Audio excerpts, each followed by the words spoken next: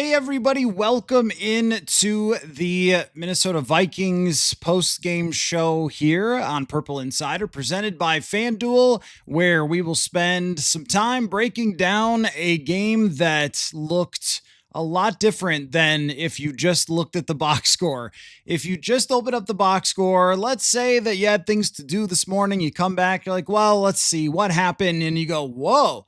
Carson Wentz went crazy, and oh man, they just barely lost. They had the ball with a chance to win the game at the end, but they just came up short. Darn, that must have been an instant classic.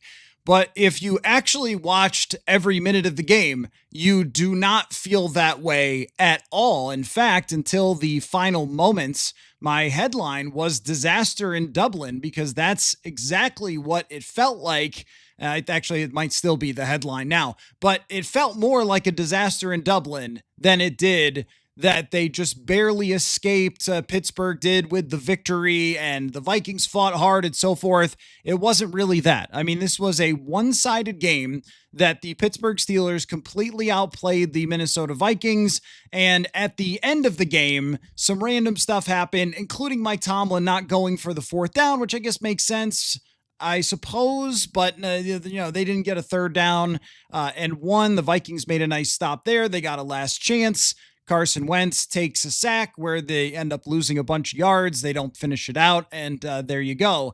They lose. But what that really felt like to me was one of the bad era Kirk Cousins losses. So the 2020, the 2021 type of loss that the Vikings had so many times, where the offensive line struggles, the defense isn't good enough, and then the quarterback ends up with a huge yardage total because he's firing back, trying to get his team back in the game. But when it is 24-6 at one point, and this is why I always say that not all one-score games are created equal. They certainly are not. If it had been back and forth, punches being thrown by both teams, and then Pittsburgh escaped with a 3-point win, you would say, oh, well, man, gosh, that's bad for the Vikings, but at least it was a good game, or they just needed one more thing, or whatever it might have been.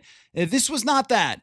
This is panic time, I think, for the Vikings to lose, not just to lose, but to lose the way that they did, which also included losing offensive linemen, a defense that now, can you really trust them on a week-to-week basis? After last week, they get all those turnovers and look great, but this looked much more like the Atlanta game, except for Aaron Rodgers is better than Michael Penix at managing a game where his team is playing from ahead. He did a terrific job in this afternoon or this morning, and they ran the ball like they had Bijan Robinson and not backup running back Kenneth Gainwell. So I want to get all into that, and then what it means, and of course what they will do next at the quarterback position. So let's start by going through the game, and then we'll talk about the bigger themes and what it all means going forward. So the game, I thought at the beginning, looked to me like Carson Wentz was pretty locked in. Now, yes, it's going to be a thing with him to get rid of the football, and he did not do it on a number of occasions, and there were some hits that he took early and some mistakes, but he was getting the ball to Justin Jefferson a ton in the first half. And by the end of the first half, I believe Jefferson had 8 catches with 97 yards, and the Vikings had at least 3 drives where they moved the ball extremely well. Up and down the field with Wentz passing, they didn't finish off 2 drives where they needed touchdowns, and they end up with field goals. So that's a huge part of this right off the bat, that they were not able to finish those drives. And Will Fries takes a penalty. I mean, when you have a lot of injuries on your O-line, your $17 million guard taking a penalty inside the 10 is not something that can happen, especially when it's a boneheaded penalty where he's just drifting down the field. And I thought that the opening script looked really good. Like, quick passes, get the ball to Jefferson. No one's going to jail because Jefferson was involved early on. I mean, 8 catches in the first half is really good. They get a bad break on the tipped interception where that was one of the few times they actually had protection, but it was just a good job throwing a hand up, tips the ball, gets picked off, ruins another drive. But even going into halftime, I thought, well, I mean, they're moving the ball, and if they continue to move the ball against Pittsburgh, then a couple of these drives will eventually click, and you'll be in the game at least. I did not think that at halftime they had played so badly on offense, or that Wentz had played so badly that they were going to have no chance to win the game. But on the defensive side in the first half, and really for the entire game, but especially the first half, it was shocking. Just absolutely shocking. The only times we've seen stuff like this, and I think maybe the correlation is veteran quarterbacks, right? We've seen it with Stafford. We've seen it with Jared Goff. But Aaron Rodgers having no problem today identifying where the pressure was coming from, getting it to DK Metcalf time and time again. The second drive of the game, he throws the ball to DK Metcalf 5-6 different times, and they just steamroll down the field and score. And then there's an 80-yard touchdown to DK Metcalf where he just runs a slant into the middle of the field. Everybody just clears. He catches the ball. You're not catching DK Metcalf. He's one of the fastest people on earth, and he's 6'7", 240 pounds or whatever, and he just outruns the defense. Those things were very concerning. The fact that they could not throw off Aaron Rodgers at all. And it makes you wonder just about the veteran quarterbacks that they're going to eventually face, even Joe Flacco. But going forward, where you go up against Jalen Hurts, you go up against Justin Herbert, who shredded Brian Flores' defense 2 years ago when he faced it. And then you're going to see Jared Goff again, who has never had problems with this defense. So watching that in the first half really made you wonder, are they going to be able to do the thing where they just cause turnovers and get a bunch of sacks and pressures and shut the other team's quarterback down and leave them all flustered like they did the last time that Rodgers was in London? Well, that didn't happen today. We didn't see Rodgers' face at all. In fact, he was grinning for most of the game. And that was going to be the indicator, right? If Rodgers looks miserable, you've probably won. He didn't at all. He looked very comfortable throughout this day. And he looked like he had, done enough homework to understand where the defense was going to be coming from and had all the answers for it. But that's not even the most disturbing part, because Aaron Rodgers is one of the greatest players in history. And okay, you can see it, right? He hasn't played that great lately, but he had flashes last year. He's had flashes this year. Metcalf is a $35 million wide receiver. Okay, maybe you could say, look, it's Rodgers. He's harassed this franchise for 20 years. He might as well get one more off against them, right? But the disturbing part, I thought, was Kenneth Gainwell. I know who Kenneth Gainwell is, so it's not one of those situations. But when Jaylen Warren goes down, their starting running back, and is not able to play, your first thought is, well, they're not going to run the ball at all. They're just going to get stuffed, and Rodgers is going to be in third and long, and it's going to be a field day for Brian Flores. That was not what happened on this day. Kenneth Gainwell ends up with over 5 yards a carry, and that number was higher throughout the game. The offensive line for Pittsburgh had no problem moving this defensive line, and it's a worst fear realized. Now, I know you could go back to the Harrison Phillips trade and say, well, why did they trade Harrison Phillips if this was going to be the case? And I think that that's fair. I'm not going to tell you that that's an unfair sentiment. I even wonder about Jonathan Bullard, who was available all the way through the offseason. Taki Taimani, who's sitting there, not even dressed for game day on the practice squad, the fattest guy there. And the thought was that Levi Drake Rodriguez, Jalen Redmond, you could put those guys in, you can mix and match. It's clear that this team needs to be at full strength with Blake Cashman, with Andrew Van Ginkel rallying to make those tackles, that you can't have. I mean, Eric Wilson, I thought, he's done a lot of good things. And Dallas Turner, I think, has done some good things since he's been in. Those guys are not run stuffing specialists, and that makes a difference. But it also makes a difference that your interior can be moved. And when you looked at the numbers from Jonathan Allen and Javon Hargrave, their pressures were still really good over the last few years. But what was the most concerning part of those signings? It was their run defense. And the idea was you can sacrifice some on the run if you're going to create more pressure with 4. But if you get down in games, it doesn't work that way. And that's what happened today. That's what happened against Atlanta. And if Chicago was any good, they would have done this as well, but they're not. So these are teams that are a little bit more competent, have a little bit more talent. And this team It's run by a guy, Arthur Smith, who is known for his run first type of offense and building off that. And they did a great job. They pushed the Vikings all over the field. These older defensive tackles who just want to rush the passer, they're getting moved left and right. I wouldn't be shocked if we look at those PFF grades and we see 40s for those guys because they were getting run over. And Kenneth Gainwell, all he had to do was just get the ball and run into the huge holes. He didn't do anything special. Bijan Robinson, they wrote it off and they say, hey, look, Bijan, he's like the 7th overall pick or whatever. He's an amazing player. Yeah, okay, but nobody else, right? Chase Brown's not going to do that to us. Well, Kenneth Gainwell just did, and that makes it very concerning because Quinshon Judkins, a top draft pick, is in the backfield for Cleveland next week. Are they going to stop him? And then the rest, Omarion Hampton's on the way. Saquon Barkley's on the way. Not in that order. Very, very, very disturbing stuff. Who are you going to stop on the ground if you can't stop the Pittsburgh Steelers with their backup running back?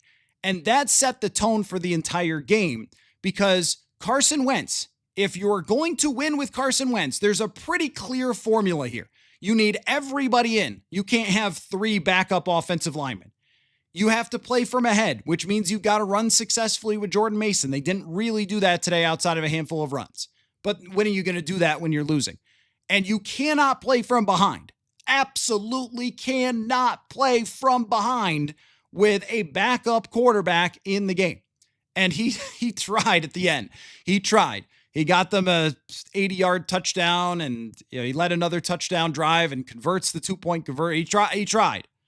Or did they convert a 2-point conversion? Maybe they failed on that. I don't remember. Anyway, he tried. He did his best. That's not how you're going to win. And guess what? You're not going to win that way when J.J. McCarthy, when he comes back either. If you're going to win with J.J. McCarthy, you ain't going to win from behind when you can't run, the other team is running over you, and you have 3 backup offensive linemen. You're not winning with anybody at quarterback unless the Chargers decide that they want to trade Justin Herbert here. Otherwise, it's not going to happen. So Wentz, once those guys go out, Juergens is a disaster today. He's playing one of the greatest defensive tackles in history. Cam Hayward, talking about PFF grades, is probably a 95. Maybe he had a perfect game, just like Isaiah Rodgers. Juergens is a backup center. He did everything he could last week in a very favorable situation and was okay. But in this, where you have to drop back 50 plus times with Carson Wentz, yeah, Michael Juergens isn't going to cut it.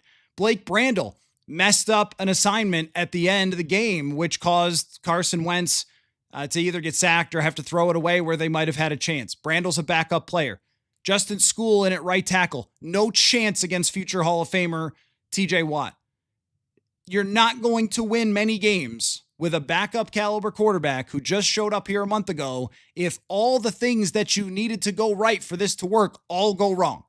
And that's what happened today.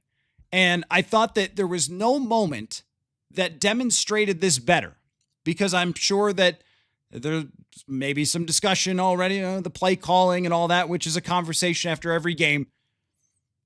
The third quarter, they're down 14-6. They hand off 3 times to Jordan Mason, or maybe it was a swing pass. A couple of times to Jordan Mason, he gets big gains. And they get to the other side of the field. And you're thinking 14-6, here they go.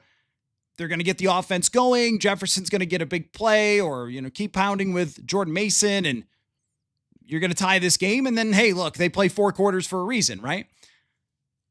And then the wheels come off with the offensive line. And you get a strip sack, which is recovered by the Vikings, so they get lucky there. And then it's another sack that sends them way back. And then in an attempt to play it safe, which I understand, and is another kind of a little bit of a bad break, but nonetheless, a Hall of Fame player makes a Hall of Fame play. Then they throw the interception, and that's on Carson Wentz not seeing TJ Watt there. I thought it was a little bit of a lazy kind of dunk, like, it's 3rd and forever, so just, whatever. It gets picked off. That totally reshaped. And then if there was ever a time where you needed a big stop and you needed your team to step up there on defense, the defense that you paid more money for than anybody else in the entire NFL, it was there. You were going to have to get a stop there. But instead, 5 plays, 35 yards, touchdown, 21-6. And listen to this drive. This is the most concerning thing. Listen to this drive after Wentz throws the pick. So you could call it a bad break. You could call it a terrible play, whatever it was. All right. But you're still 14-6, and they're starting the drive at what? The 35-yard line? Is that where they started the drive? At the 35-yard line. If you hold them to a field goal, it's 17-6. You're still in the game. Listen to this. They get an 8-yard completion, then a 7-yard run, a 6-yard run, a 10-yard run, and a 4-yard run. More or less game over at that point. I would guess the win probability was about 95% Steelers at that point. Again, let's go through this again. 7-yard run, 6-yard run, 10-yard run, 4-yard run. That is not going to cut it if you're going to have an elite defense. If you're going to win games with either Carson Wentz or JJ McCarthy, if that's what you think you're going to do, you cannot have your quarterback, whoever it is, make a mistake and then just give up 5 straight run plays, touchdown. Just can't happen. And they weren't worn down because the Vikings were actually on the field a lot more with these longer drives. This is just a team that can't stop the run, and everybody knows it, apparently. And last week, Cincinnati got down so fast, and their offensive line and their running back are just horrible. It didn't make any difference. Everybody else has been able to run on this team, and that is extremely, extremely concerning because now you can't, again, no matter who's at quarterback, you can't play the way that you need to play to win. And let's talk about those injuries. Ryan Kelly out with a concussion. He just had a concussion 2 weeks ago. I am not a doctor. I am not evaluating him. I'm not his family member. Retire. Like this has got to be it. Ryan Kelly, this has got to be it. One of the best players of the last decade. Phenomenal center. The games he was in, I was so impressed. The way he picked things apart up front, his power, his size, such an excellent player. Talked to him a handful of times. Incredibly smart dude. Incredibly impressive person. Really great to be around. Every person you ever talk to loves Ryan Kelly. Retire. 2 concussions this quickly, 4 in the past. That's all the ones that have been diagnosed. And you can say, and I saw people saying it, well, this is what you get when you sign him. And look, I get it. He had injuries in the past. This is just bad luck for Ryan Kelly. It's just a terrible, terrible break for a great, great player. And there's stuff that we can second guess. And signing older players, there was bound to be some injuries. I agree.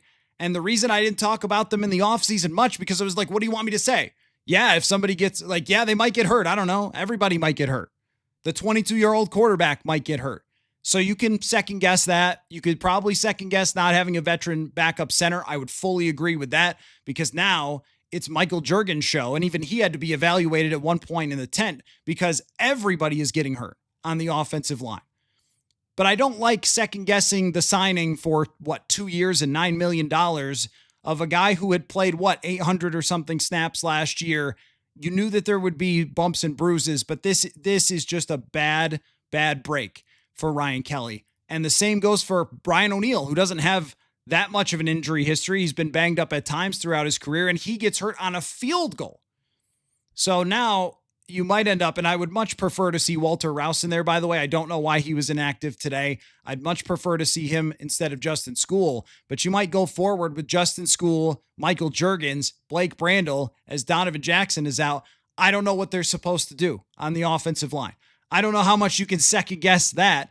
Skule was okay as a backup, but all backup tackles are terrible. I mean, in his past, Brandel is who he is. He's a backup caliber player. And now Juergens is a guy with very little experience. It's not like there's guys that they can go out and get. And that's why in the bigger picture here, this feels like it's on the brink. This feels like it's teetering. And it's 2-2. And you could say, oh, it's 2-2 and they can get a win next week against Cleveland. And that's true. But I don't know how, if Brian O'Neill is out long-term, you're supposed to go forward with this offensive line and expect anybody at quarterback to win. So we get to, later in the game, they get a couple of stops, but it was gifts. They were still moving the ball. Pittsburgh was still moving the ball, and they just gave the Vikings gifts. When you go to the end of the game here, this long drive, 9 plays, 64 yards, took almost 4 minutes off the clock for the Steelers. And what do we got here? 15-yard run, 15-yard run. I mean, how are you going to win this way? And then they get the stop at the goal line, which again, I just don't really understand some of Mike Tomlin's handling of the game management. I think that's always been an issue for him. Maybe that's why every win of theirs is like this. I'm sure they're saying that in Pittsburgh. And then, the end of the game where they get nothing and the Vikings force them to punt and get a chance. But that drive where it eventually was a turnover on downs after the long touchdown drive for the Vikings, it still moved the needle very positively in the Steelers' direction. And if you get a 3 and out there and you take only 45 seconds off the clock or whatever, a minute off the clock, then the Vikings would have had a chance when they have the 99-yard drive and the long touchdown to Jordan Addison. But instead, they ended up taking 4 minutes off the clock, and there's just not enough time at the end of the day. And when you're asking Carson Wentz to lead a drive of how many ever yards it would have been, I guess that would have been an 80-yard drive. If you're asking him for an 80-yard drive at the end of the game with those pass rushers coming at you, it's pretty tough. Overall with Wentz, I thought that early on he executed what he was asked to do, and the rest of the way it was a hard ride at times with inaccurate throws, with hanging on to the ball too long, I guess we could say, but the pressure is just coming on top of him the whole time. It's just brutal with the pressure, but there were times where you got to throw the ball away. The sack, or what did they rule it? Did they rule it did they just call it a sack at the end of the game, or was it a penalty? Okay, they called it a penalty. I was wondering if they said he was like in the grasp or something. I was writing. So the penalty at the end, you got to get rid of the football. But this is kind of who Wentz is. He's been sacked 50 times before in his career, that if you're asking him to drop back over and over and over and over again, where he can't just play in rhythm, combine it with the run game and get the ball out quickly like he did last week, that's going to happen.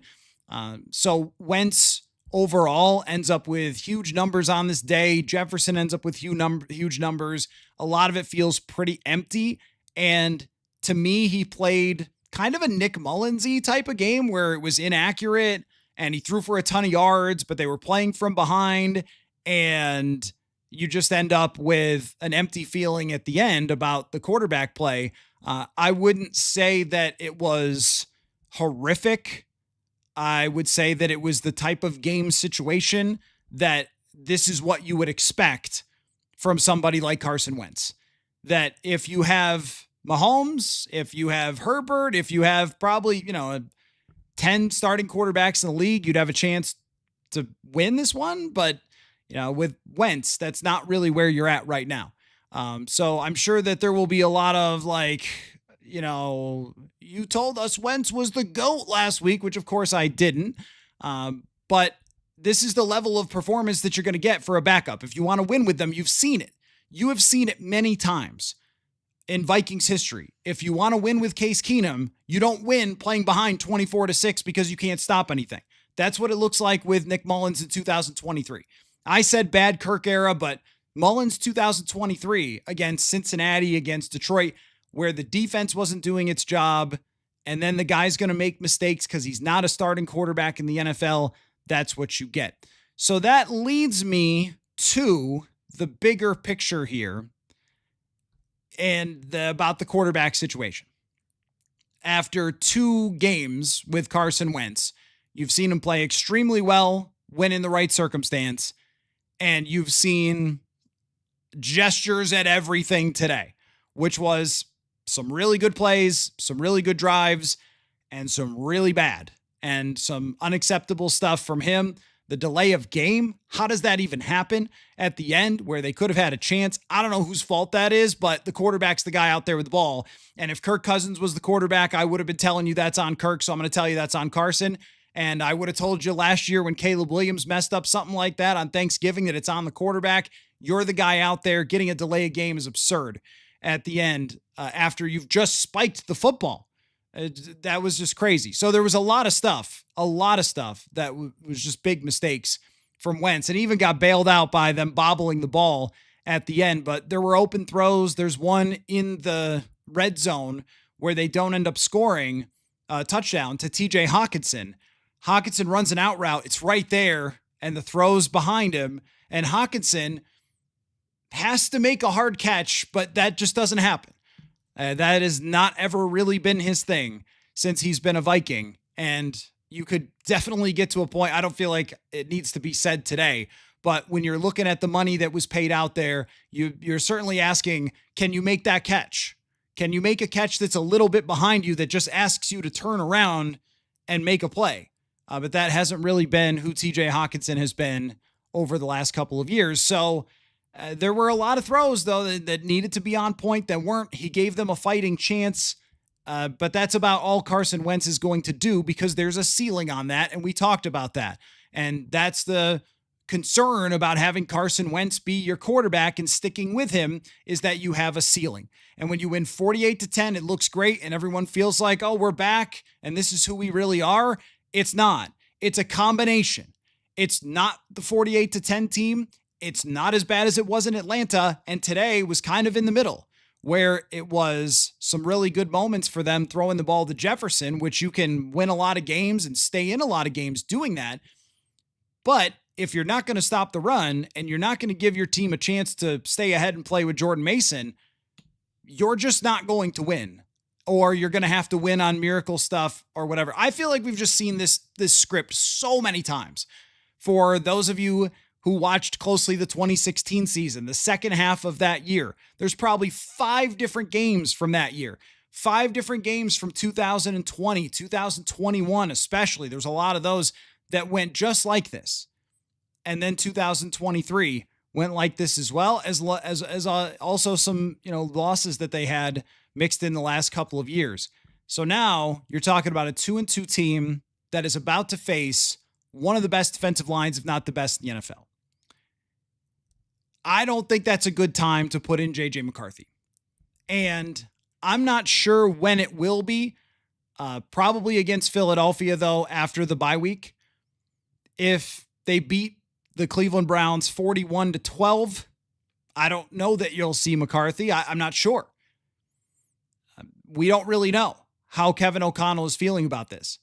And I know McCarthy's got to play. I know he's got to play to develop. I get that. And a lot of people are going to say, well, if you're going to waste this season, then you got to get him in. But you don't have to get him in right now. You don't have to get him in against Cleveland, a defense that is that nasty. Philadelphia is good. They're touchable. They're not perfect. They don't have Milton Williams anymore. They're still good at pressuring the quarterback. It's not what they were in the Super Bowl. It's probably going to be the best time. And if they were going to have this Case Keenum type of season happen to them, this, whoa, a backup quarterback comes out of nowhere, then they were going to have to check a couple of boxes. And one of those boxes had to be winning today. You had to go 2-0, and then you would go back and say, all right, well, this is a good team, and here comes Carson Wentz, and we'll see what happens with McCarthy in the future, but you're just going to keep running it back with the veteran quarterback and try to win, try to get in the playoffs. We've talked about that a million times. It's a team that's built to win. Losing today changes the calculus on that, where now it's so hard to see them with Carson Wentz running through that tough portion of the schedule. And even at the end, I mean, Jackson Dart's in, maybe the Giants, like they've got talent. They could be pretty good at the end of the year. Not right now, not with Wilson, and they start 0-3, but they get to the end of the year. They've got that D-line. Like there's no guarantees now. If you can't win this game and you're down 24-6 at some point and you're getting steamrolled by a backup running back who's kind of bounced around, it's hard to convince me that there's anybody left on the schedule that I'm like, oh, well, that's, there's your tomato can. Just take care of that. That'll be easy. You'll get this win, this win, this win. And then all you got to do is split the tough games. That's kind of out the window now, right? Their wins this year are Chicago in a miracle fourth quarter and a horrific Cincinnati team that has the worst offensive line, a backup quarterback. And your losses are against a reasonable Falcons team where you got your face beat in, and then a reasonable Pittsburgh team where you got your face beat in. If we start adding up the quarters, how many quarters the Vikings have won this year, it's 5. They've played 16. They've won 5. It's not looking good, my friends. It's not looking good. So now you have to figure out when's the best time for McCarthy to come back. I think even if we pencil in a win against Cleveland, it makes a lot of sense to go back to J.J. McCarthy against the Philadelphia Eagles. But that's my big picture type of take of, well, it's time. It's just time to play them. Like, if you were going to be a great team, you needed to win this game and you needed to come out of it healthy. You can't come out of this game. It's all a factor. You can't come out of this game down 2 offensive linemen and then convince me like, oh, it's all going to be fine and you're just going to be a great team from now on. That matters too. And it matters that the defense is just not who we thought they were. They're going to be fine, but they're not going to be good. They're not going to be elite. They're not going to lead. They led the NFL through a couple of games in EPA and all that because of all the touchdowns and whatever last week.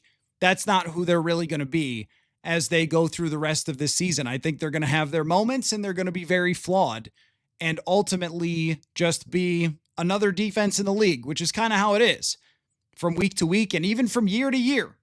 They stacked it up and put all these guys there and all this investment and everything else, but there's no guarantee that it's going to stay healthy. There's no guarantee it's going to work.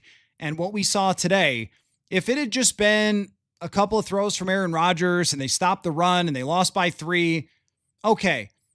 But it was the way that they lost. Rodgers goes 18 for 22. It's the way that they lost. So efficiently, running the football, passing the ball. That's not a team that should scare you offensively. I mean, Chicago moved the ball against them. Caleb Williams missed open receivers, but they were there. It's really only Cincinnati. Atlanta moved the ball at will. If Atlanta had finished some drives, by the way, they would have scored 34 points in that game. But they failed a bunch in the red zone and ended up looking better than it was. A lot of very disturbing stuff coming out of this game. So, because the post-game show is presented by FanDuel, we have a FanDuel question of the day. That is, how many wins should be the over-under now after this game? The Vikings are now plus 265 to make the postseason on FanDuel. That is right behind the Arizona Cardinals. That's where they're at right now. I like to be the person who doesn't overreact too much to stuff. It's a long season. We try to judge the bigger type of indicators, right? That's why I use the stats all the time. What do the stats tell us about where this is really going? And let's not freak out over one loss or, last week Green Bay lost to Cleveland. Atlanta got killed by Carolina. As we speak, the Giants are beating the Chargers. I don't think any of us think that the Giants are better than the Chargers or that the Browns are better than the Green Bay Packers, right? So the NFL can really trick you and can really make you think that your team is the best or the worst on a given week. So I would understand maybe if some folks said, hey, whoa, they just won 48-10 last week. But if you're going to tell me that the road to success is scoring 2 defensive touchdowns, having your quarterback only need 20 passes, run for 7 yards per carry, get 5 fumbles, cause a couple of interceptions, and have the other team be in total disarray with their backup quarterback, their horrible offensive line, their running back who's not any good. If that's the model you need to win, well, I don't know how many teams on the upcoming schedule have that. Maybe Cleveland. Maybe. Because their offense is totally inept and, I don't know, maybe we'll see Dylan Gabriel or something. But when you start going forward against the Eagles, the Chargers on 4 days rest, then out to Ford Field, then come back, and you've got Baltimore coming up there too. Which one of those games leaves you open to another 48-10 or even just to winning in that style? This defense plays to get turnovers and sacks, and they're going to do that at times. And there's probably a game or two in that mix, like there was in 2023, where they beat San Francisco and kind of saved their season. And we all went like, oh, a season's back on now, or they beat Green Bay. Ultimately, that team was very much like this one. A lot of flaws. So we come out of this game, I think, with a lot more questions, and it is so much more difficult to see the path to them making the playoffs when you have Detroit. That's such a proven team, such a proven quarterback. Green Bay, that's a proven coach. Their quarterback's been to the playoffs every year since he's been starting, 2 years. Their defense is elite.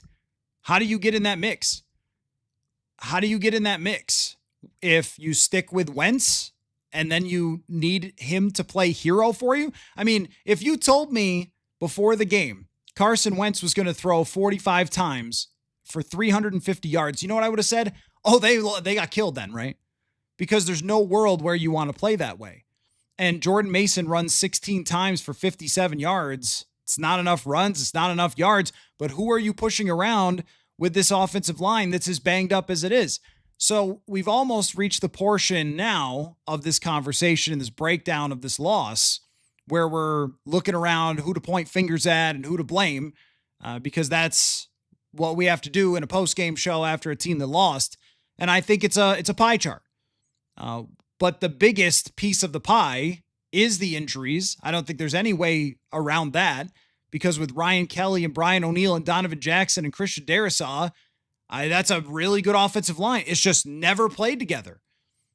I mean, Jackson getting hurt was something that throughout the week, I think my reaction was like, well, at least you have a backup guard who's played before. My take on Donovan Jackson is he's pretty darn good.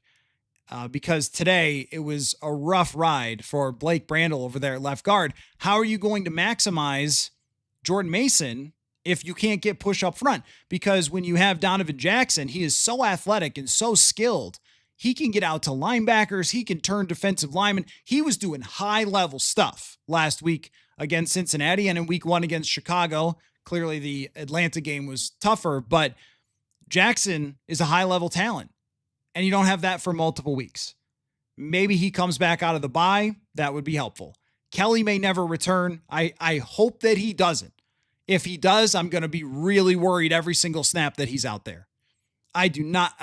Look, guys, they hurt their ankles. They break their wrists. That's football. And you go, well, it'll heal. But the brain, not so much. Nothing to mess with. So you're probably riding this out with the backup center the rest of the way. And if he gets hurt, I guess Joe Huber is the guy. Had a good camp, but I don't think that's what you want to have. And then if Brian O'Neill is out long-term, then you're talking about Justin School or you're talking about Walter Rouse. And it was a main part of this team how to win. When Kwesi Adolfo-Mensah said, we want to be able to win multiple different kind of fights, well, you can't win any fights with your arm tied behind your back due to injuries. Andrew Van Ginkel's one of the best players in the league. Not out there today. It made a difference. Who was the guy that picked off Aaron Rodgers and changed the game? It was him. It's hard to tell. I didn't think Dallas Turner had a very good game. I didn't think anybody had a very good game. But he's not Andrew Van Ginkel right now. He's going to be a guy that gets 5 pressures last week and then no shows this week because he's still on the younger side. But he's not Andrew Van Ginkel. And Ivan Pace, I think that teams figured out how to take advantage of Ivan Pace. And when Blake Cashman comes back, I'd like that to be Eric Wilson and Blake Cashman at linebacker and not Ivan Pace anymore. He's been good for them as an undrafted free agent, a great story. But this is kind of what happens sometimes when you had the meaty guys up front last year holding blocks. Then you could get Ivan Pace knifing in and making tackles. But when you're a player like that, everything around you impacts your performance. So all of a sudden, when Hargrave and Allen are just being moved, Ivan Pace is going to get taken out on a lot of those plays. And he's not a great cover linebacker. He was never going to be probably at that size, but I don't think he's been a great cover linebacker for them. So now you're looking around going, you're missing 2 Pro Bowl caliber players who make a big difference, and the replacements have their limitations. The secondary, there was only 1 throw against Jeff Okudah, but it was sort of a worst fears throw where he was in position to make a play, but couldn't get head back around. And Rodgers makes a good throw. They just attack him one-on-one, which is going to happen every time he's out there. Harrison Smith was a little late on the DK. I mean, this is how it happens. This is why defense is so hard to predict. This is how it comes apart. So last week was a lot of entertainment and a crazy performance by Isaiah Rodgers. I saw today that he hit 23 miles an hour. I think when I jog, I probably go about 8.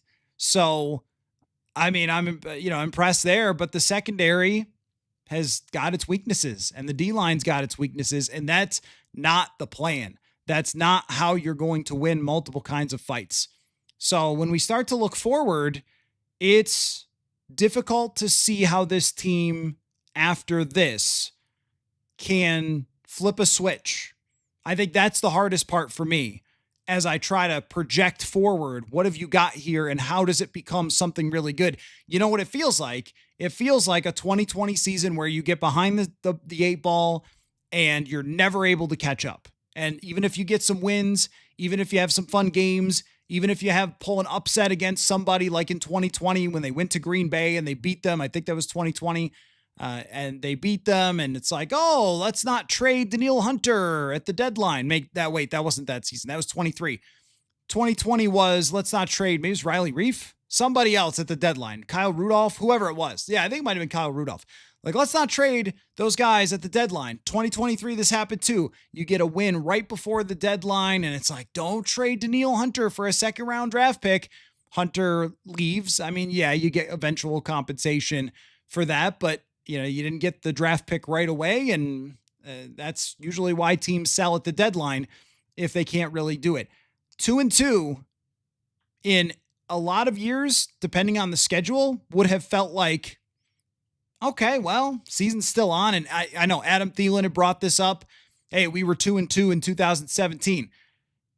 The schedule did not look like this in 2017. So the way it feels now is from the path to point A to point B, feels like to me, the only way this thing goes in the direction where the team is playing in the playoffs is, one, if a lot of NFC teams kind of come apart and you can get in with 8 or 9 wins. I think 9 is about the high marker. That was my FanDuel question of the day, is like, where would you set the over under after this, knowing they're plus 230, 265 to make the playoffs? If I was advising FanDuel, I'd put it about 7.5 wins for this team now, where maybe, I had stayed with for the entire time, hey, they can win 10 or 11. I hadn't moved off the 11. I had stuck with it. This is the day. This is the day. Because you needed to come out of this trip 4-1 to have a chance. But now, without key players going forward, great teams on the way, it is going to have to take a lot. So the only path to get there is likely if J.J. McCarthy returns and plays really, really well. And I know that lots of comment sections on lots of videos for last week and lots of podcasts all told me that I wrote off McCarthy. I hate McCarthy, all that boring stuff that people say to me all the time, which is, you're not just listening, you're just angry at someone who's not me, because that's not what I'm saying. But they still have, I think, a little bit of a tricky balance here with bringing back McCarthy, where you're bringing him back into an environment that might come along with some risk of playing with this offensive line. And I know I was the one that said, hey, you got to be able to play with 1 backup offensive lineman. 3 is pretty tough. 3 is pretty tough, as we saw from Carson Wentz. So they will have to decide if they beat Cleveland. Let's say they win handily, 35-13 against Cleveland. They'll have to decide, is this the right time to bring him back with this offensive line? Although 35 points against Cleveland's very unlikely. So I guess if they win 17-10 over Cleveland, like, is this the right time to bring him back if the offensive line is not going to be healthy? But the answer is probably you're just going to have to throw him into the fire after this. At 3-2, unless, I guess if Wentz is unbelievable next week and they do score 35 points and he throws for 300 yards and 3 touchdowns, no picks against a very good Cleveland defense, maybe you say, well, you can't really bench him now. And hey, he gave us a chance against Pittsburgh. You can't bench him now. But I think when this season looks like this, it is probably more important to get McCarthy in. It's just, when is the right time?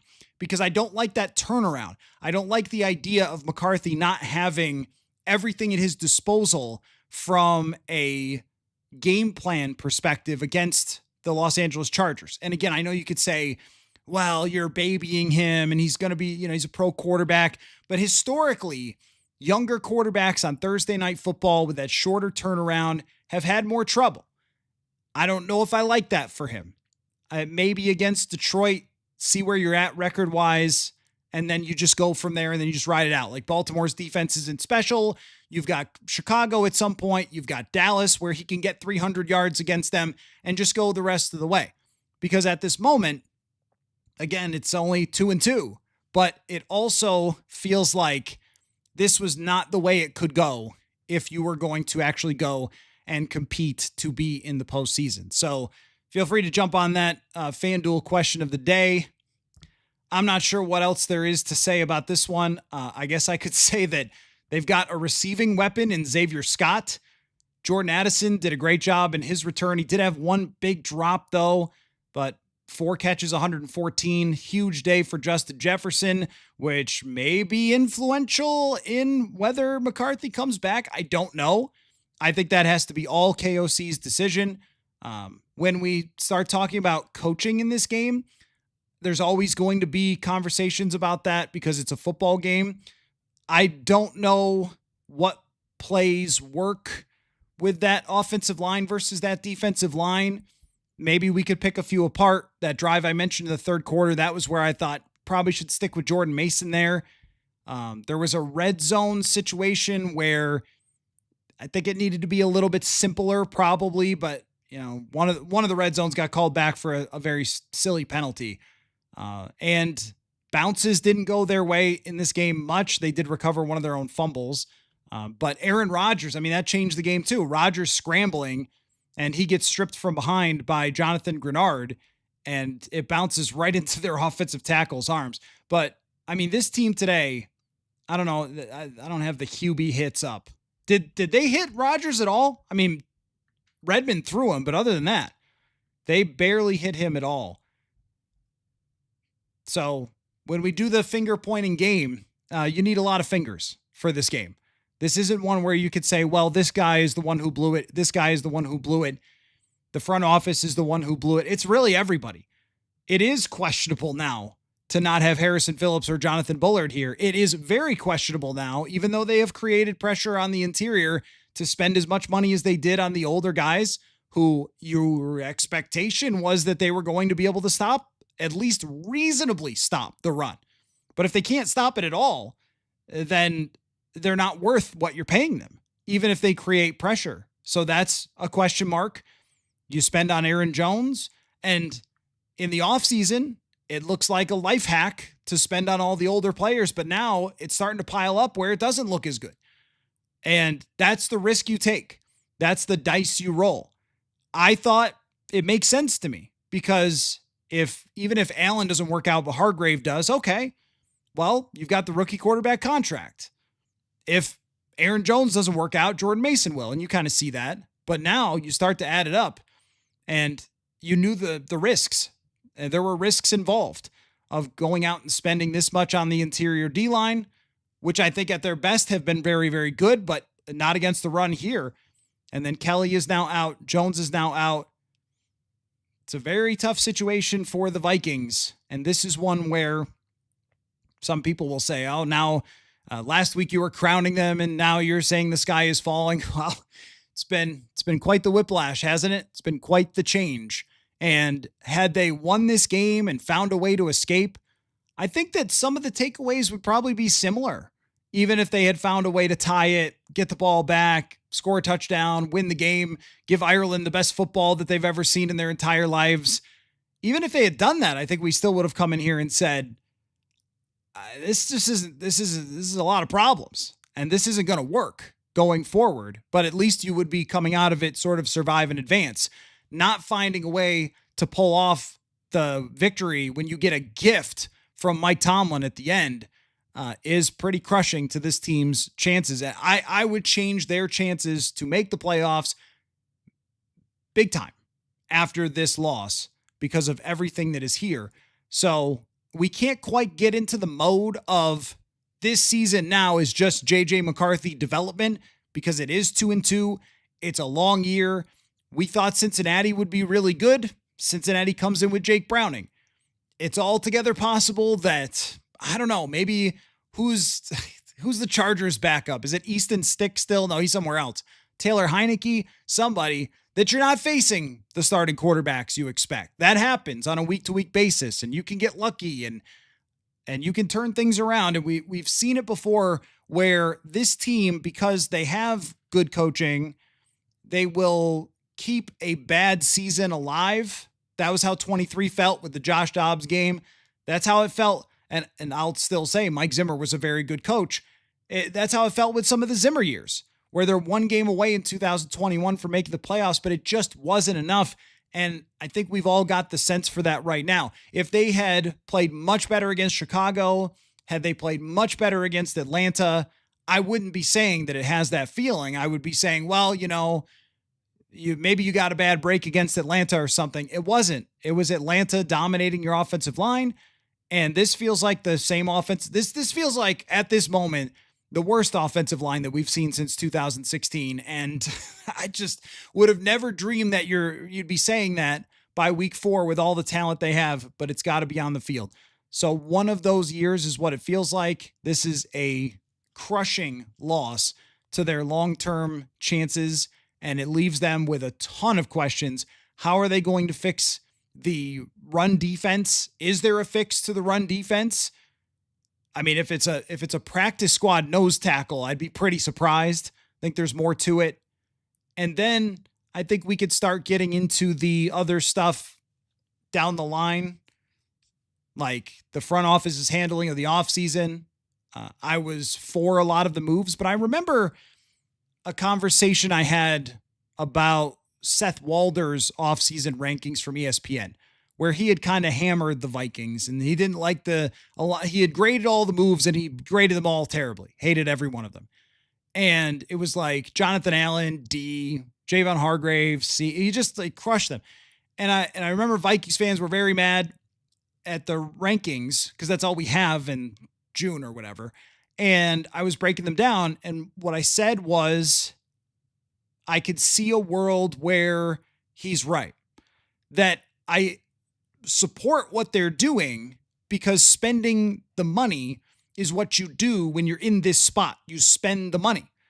But there was always a scenario where free agency doesn't solve everything.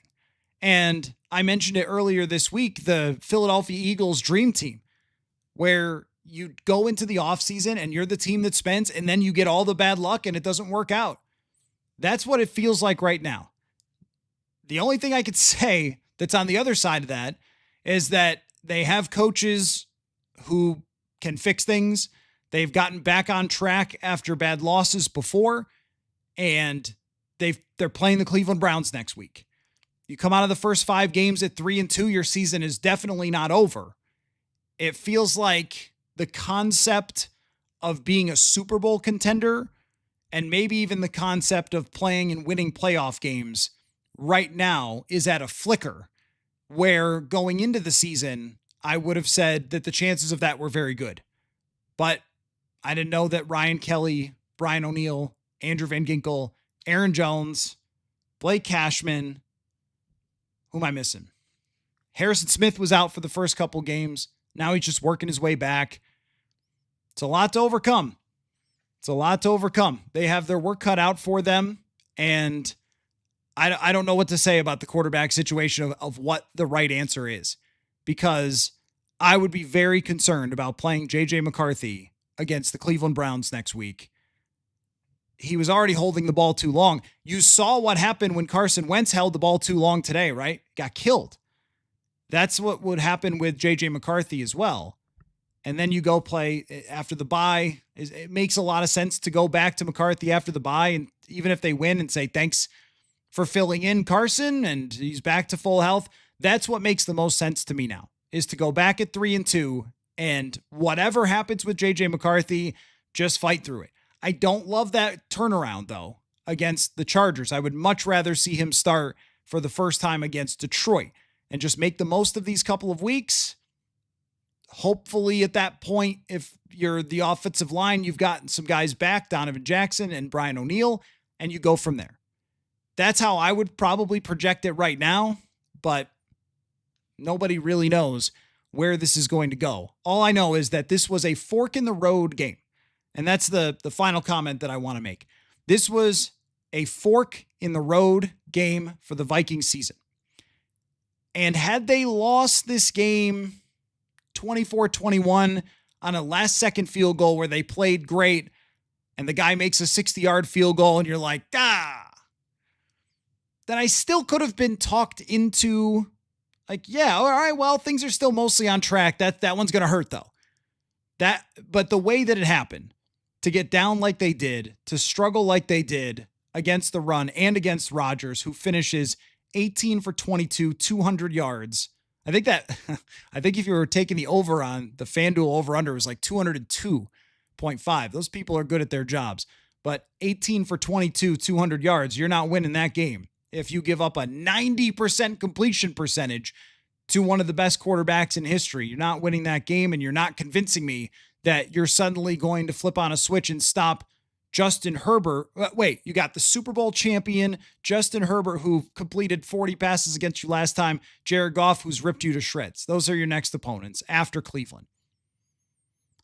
That doesn't scream to me that you could go anywhere after the way that this looked. So this was a fork in the road. If you come into Dublin and you destroy the Steelers and you shut down their run and you fluster Rodgers and you win the game, then we're like, the season's on and everything is on the table. But how it happened matters a lot. And they went the other way in the fork in the road. And this is a story we have seen, I think, many times. So no, I'm not declaring that the season ended today in Dublin, because we never know what's going to happen. And there is 3/4 of the season left to go. That's a long way. Look how much happened in the first quarter of the season where they go 2-2. And I'll call it that forever. I know there's 17. But they've got to get a lot of guys back, and they've got to get a lot of problems solved, and they've got to get the quarterback situation resolved as well. And probably the only chance of going somewhere is if J.J. McCarthy comes in and then is awesome. Because there's a cap on what Carson Wentz can be. No matter how many people accused me of buying his jersey and putting hearts on it and putting it in my room last week because I said he played well against Cincinnati, I believe that I also said that there's a ceiling when you have a guy like that. And we saw some of that today. There's only so much that Carson Wentz is going to be able to do. You draft J.J. McCarthy in the first round to be able to do more than that. So he's going to be the best chance in the second half. We don't know where it's ever going to take us. I've been shocked many, many times, but it is now a much, much, much harder road without this victory. That's the bottom line on this game. I still got to use disaster in Dublin, though, even though it was much closer than it needed to be. So there's your post game. Tough performance to watch for the Vikings. And it's just funny. The next time you hear someone say they're this and this in one-score games, I'll look this up right now. Maybe I can get this, what the win percentage was. ESPN has their Gamecast thing. Let's see. When the Vikings got down, So when the Vikings got down 21-6, their chance to win was 5.1%. So not all one-score games are created equal. You could also use drubbing in Dublin. You could use that as well. Not the trip that they envisioned when they packed 35,000 pounds of gear and shipped it overseas. All right, there you go. A very, very bad loss for the Vikings. But we will go forth on the show, and we'll have the breakdown tomorrow on what happened in the rest of the games. Manny Hill will be here for a little roundtable along with Brian Murphy, and we'll break it all down tomorrow. And then Jeremiah Searles returns. He's going to give us an analysis. I've got a porch podcast planned. As you could probably figure out, I'm not in Dublin or going to London, so we're going to try to sort it all out as we go forward, and we'll get a bunch of different viewpoints. Emily Leiker from the Star Tribune is planned to come on as well. A lot of different viewpoints on what is going to happen next. Maybe there's disagreement. Maybe people don't see it the way that I do after this game, and the handling of McCarthy will remain center stage in the conversation going forward with the Vikings. So thanks again, everybody, for watching and listening to the Purple Insider postgame show presented by FanDuel. And we'll see you again very soon.